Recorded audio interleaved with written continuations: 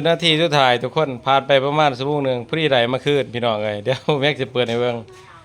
หายใจแถบปติดน้องเลยไม่เฮ็ดอยู่เพื่อนไม่เท่าแต่ว่าถ้าไพ่บ่มีก็เฮ็ดในโทรศัพท์ก็ได้เด้อคืออุทธรณ์ตามที่เขาบอกเด้อนี่คุณกลับมาใส่ Facebook ได้เลยเนาะบัญชีของเขาถูกระงับ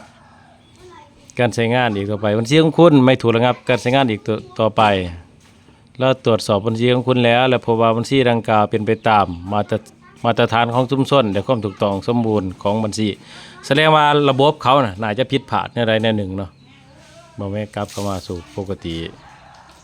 เพราะว่าตอนที่ข่อยแซ่เนาะอันนี้ก็คือ Facebook ที่ว่าข่อยรู้แลเพจสาวลาวไต่คนแก่บ้านนี่แหละพี่น้องเขาหากินทางนี้เนาะก็คือเห็นพ่อแม่โปรโมทขายดินขายเคลื่อนขายหยังเนาะบัดบางทีเขาผิดพลาดนะพี่น้องผิดพลาดแค่นาทีเดียวนะก็คือคนที่ติดตามเขาล้านคนก็หายไปในพริบตาเลยพี่น้องเลยว่าจะเป็น Facebook หรือ YouTube TikTok หยังเดี๋ยวแต่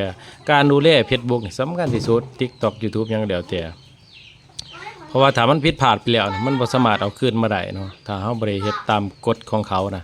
ฉะนั้นเบาแม็กนะดีเดี่ยงร้ายที่สุดเลยทุกคนในการดูแลหรือว่า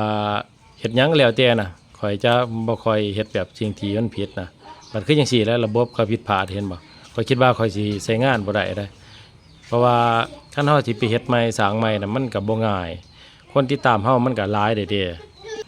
อย่างคนติดตามเฮามันก็หลายยกตัวอย่างคนติดตามตั้ง 40,000 จังซี่นะ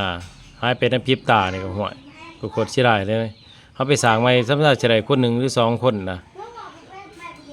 นี่เด้อทุกคนถ้าสมมุติว่าไผโดนแบบนี้เด้อสิบอกเด้อพยายามเฮ็ดเนาะยืนอุทธรณ์โดยตัวเองเนาะ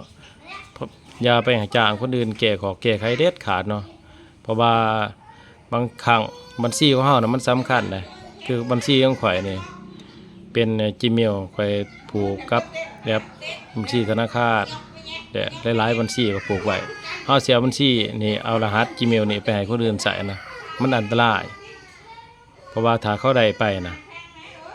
ยกอย่างคือเขาได้ตัวนี้ไปนะพี่น้อง YouTube ข่อยก็ได้ Gmail เดียวก็คือไปนำกันหมดเลยนะเอาตามนี้ทุกคนขอบใจหลาย